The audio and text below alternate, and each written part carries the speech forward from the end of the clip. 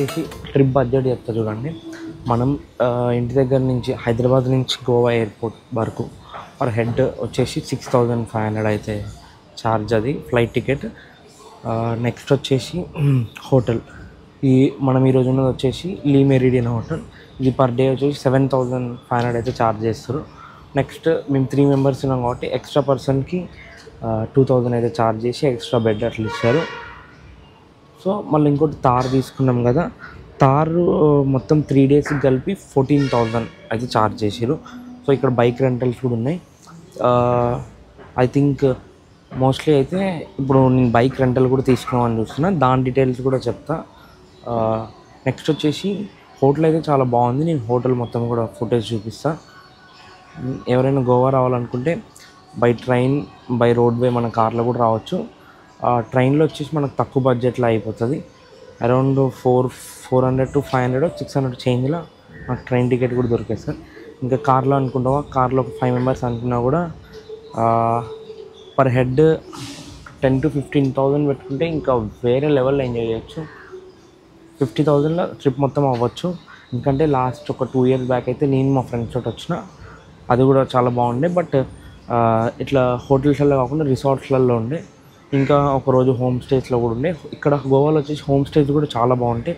ఎప్పుడైనా మన ఫ్యామిలీతో వచ్చి లేకపోతే ఫ్రెండ్స్ తోటి అయినా వచ్చినా కూడా మనకి ఇక్కడ ఫుడ్ నచ్చలేదు అయ్యి అనుకుంటే మనం ఓన్గా కుక్ చేసుకోవచ్చు, అట్లా కూడా చాలా బాగుంటుంది.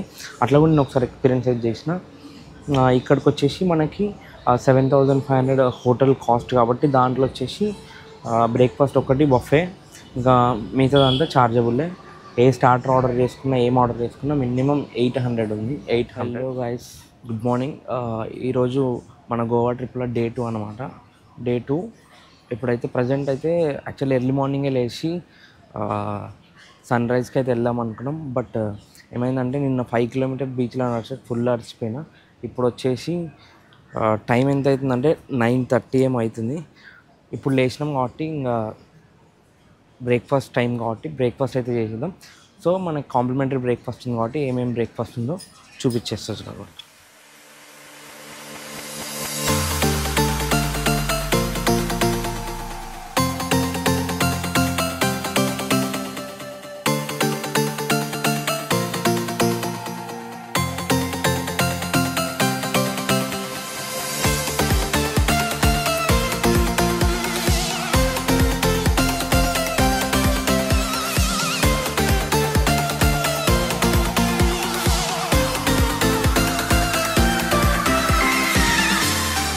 బ్రేక్ఫాస్ట్ అయితే అయిపోయింది. బ్రేక్ఫాస్ట్ అయితే స్విమ్మింగ్ చేద్దాం అనుకున్నాం, బట్ ఎవరు లేరు పూల్లో, మనమే ఉన్నాం.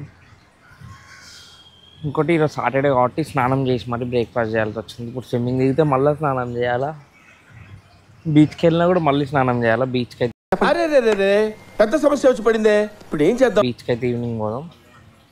బీచ్కి ఈవినింగ్ వెళ్ళి ఇంకోటి ఏంటంటే మన రూమ్ అయితే చెక్అవుట్ చేసే టైం అయితే అయింది. ఆల్మోస్ట్ ఇంకో 2 hours ఉంది. 2 hours రెస్ట్ తీసుకొని చెక్అవుట్ అయితే చేయాలి.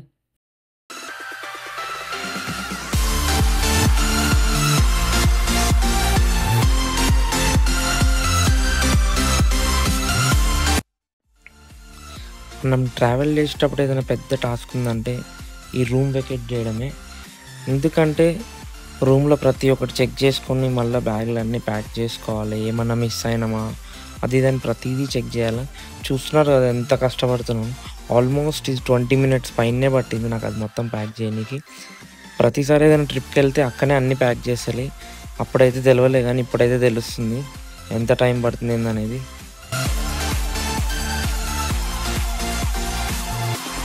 రూమ్ టైం చెక్అవుట్ అయితే 11 బట్ మనం 1 అవుతుంది. మనం ఎక్స్ట్రా అయితే అడిగితే ఇచ్చారు, పర్లేదు. ఇక్కడి నుంచి అయితే మనం నెక్స్ట్ డే 2 హోటల్కి అయితే వెళ్తున్నాం. సో లగేజ్ అంతా ప్యాక్ చేసినాం, ఇప్పుడు వెళ్ళడమే. సో చలో.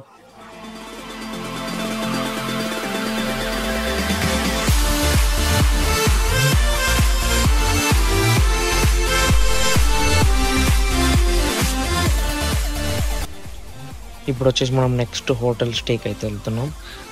మనం ఏదైతే లీ మెరిడియన్ నుంచి నెక్స్ట్ ఇంకొక హోటల్ అయితే చాలా నియర్ బై ఉంది, ఆల్మోస్ట్ ఒక 15 minutes డ్రైవే. అయితే డే 2 స్టేకి అయితే వచ్చినాం. ఏదైతే కనిపిస్తుందో మన వెనకాల this is the Novotel. నిన్న వచ్చేసి లీ మెరిడియన్లో ఉన్నాం, సెకండ్ డే వచ్చేసి నో హోటల్.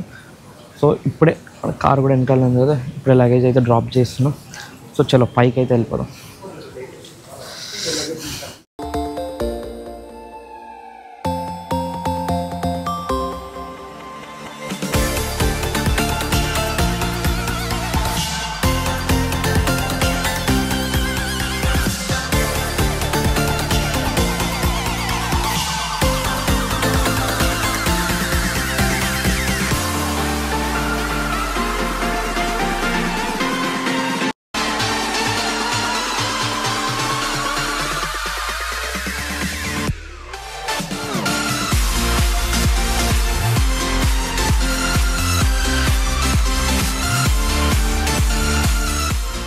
సో చూస్తున్నారు కదా, ఇది నో హోటల్. దీని ప్రైస్ కూడా ఎంత అనేది చెప్తా. ఎప్పుడైనా మీరు గోవాకి వచ్చి జస్ట్ రిలాక్సేషన్కి రావాలనుకుంటే మాత్రం ఇట్లాంటి హోటల్లో వచ్చి జస్ట్ స్టే చేసి రిలాక్స్ అవ్వచ్చు. మన రూమ్ వచ్చేసి అటు సైడ్. చలో ఒకసారి రూమ్ కూడా చూపిస్తాం, మొత్తం రూమ్ ఎట్లుంది ఏంటిది అనేది. సో మన రూమ్ వచ్చేసి రైట్ సైడ్ అన్నమాట. అంతా చూపించిన కదా, పక్కా చెప్తున్నా. జస్ట్ రిలాక్సేషన్ గోవా రావాలంటే వచ్చి నో హోటల్లో లేకపోతే లీ మెరిడియన్లో ఒక్కొక్కగా స్టే చేయొచ్చు హ్యాపీగా. ఒక 2-3 days ఫ్యామిలీతో అయితే మంచిగా రావచ్చు. సో మన రూమ్ వచ్చేసి ఇది. చెప్పినా కదా అక్కడి నుంచి పూల్ ఏరియా అయితే మోస్ట్లీ ఇక్కడ ఉండొచ్చు అని. This is the pool view. నేను వచ్చేసి గోప్రోలో రికార్డ్ చేస్తున్నా కాబట్టి ఇందులో వైల్ రికార్డింగ్ టైంలో అయితే జూమ్ చేయలేము. సో అట్లా అని చెప్పి జూమ్ చేసి చూపించలేకపోతున్నాం. మన వెనకాల అయితే పూల్ అయితే కనిపిస్తుంది. సో మన రూమ్లోకి అయితే తీసుకెళ్తా. So we are getting in to room. Left side వచ్చేసి వాష్ ఏరియా. ఇక్కడ వచ్చేసి కెటల్స్ అవి అయితే ఉన్నాయి. ఇక్కడైతే ఇది వాష్ బేసిన్ ఎందుకు ఇచ్చారో నాకు ఐడియా లేదు. సంథింగ్ లైక్ మనం ఏమైనా ఫుడ్ ఆర్డర్ చేసుకున్న తర్వాత ఇక్కడ ప్లేస్ చేయొచ్చు. Micro oven. సో కూర్చొని టీవీ చూడడానికి ఇలా అవుతుంది. సో స్టడీ టేబుల్ ఏమైనా వర్క్ ఉంటే వర్క్ చేసుకోనికి. So now we can see the balcony view of hotel. So this is our balcony view అనమాట. హోటల్ నుంచి మనకు పూల్ అయితే కనిపిస్తుంది కార్నర్స్లో. ఇక్కడ సిట్టింగ్ ఏరియా, నార్మల్గా చిల్ అవ్వచ్చు ఇక్కడ కూర్చొని. సో ఇది మొత్తం కొబ్బరి చెట్లతో. నా వెనకాల వ్యూ మాత్రం వేరే లెవెల్ ఉంది. ఇంకెట్లా కనిపిస్తుంది తెలుసులే, గోప్రో కాబట్టి అది తెలిసి క్యాప్చర్ చేస్తుంది. చూడండి. చలో ఇప్పుడు ఇది కంప్లీట్గా కింద, పైకి వెళ్దాం. మీరు ఏదైతే చూసారో కంప్లీట్గా ఇది పైకి వెళ్దాం. This is the steps.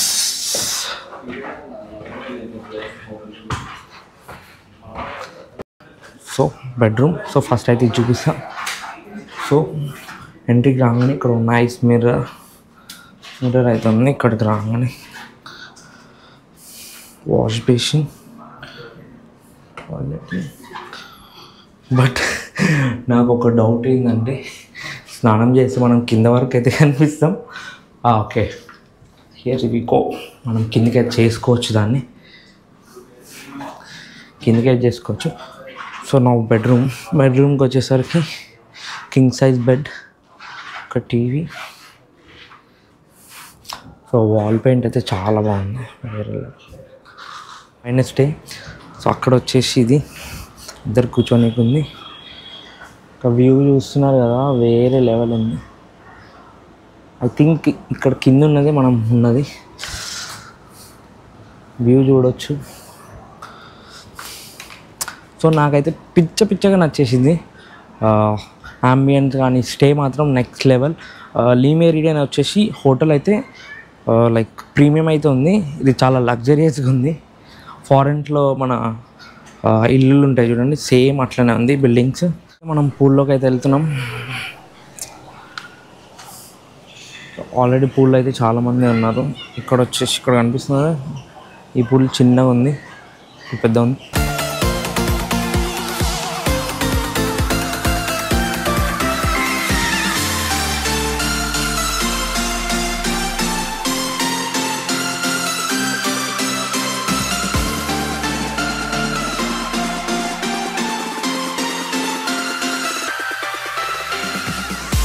పూల్లో అయితే ఒక హాఫ్ అన్ అవర్ దిగిన అంతే. ఇంకోటి ఏంటంటే మనం కార్నివల్కి అయితే వెళ్ళాలి, టైం కూడా ఆల్రెడీ దాటిపోయింది. సో అర్జెంటుగా జల్దీ అయితే కార్నివల్కి అయితే వెళ్ళాలి. అసలు మొత్తం వేరే వైబ్ ఉంది, క్రేజ్ ఉంది అసలు.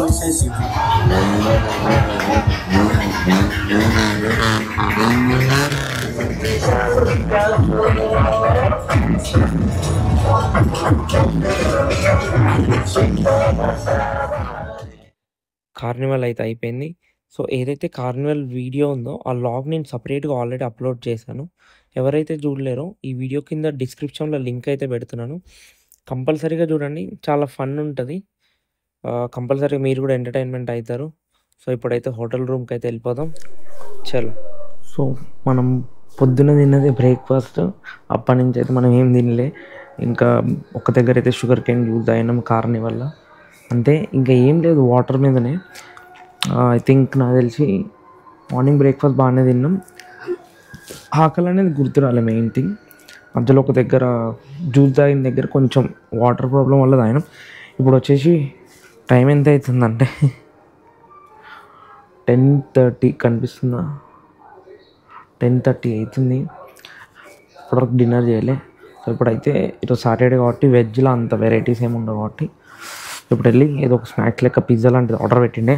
పిజ్జా వచ్చింది, చలో పిజ్జా అయితే తిందాం. Food is ready. Paneer tikka, I think paneer kathi roll wrap, pizza, cheese pizza with మా బావకి ఫేవరెట్. ఎందుకంటే మా బావ ఆల్కహాల్ కన్జ్యూమ్ చేయడు కదా. పొద్దున్నుంచి మనం పొద్దున్నే బ్రేక్ఫాస్ట్ చేసినాం, దాని తర్వాత ఇంకేం తినలే. జీవాలకు ఆకలి అవుతుంది. ఏం మాట్లాడుతున్నావురా, నరాలు కట్ అయిపోయింది. మధ్యలో ఒక దగ్గర షుగర్ కేన్ జ్యూస్ తాగినాం, అంత ఇంకేం లేదు.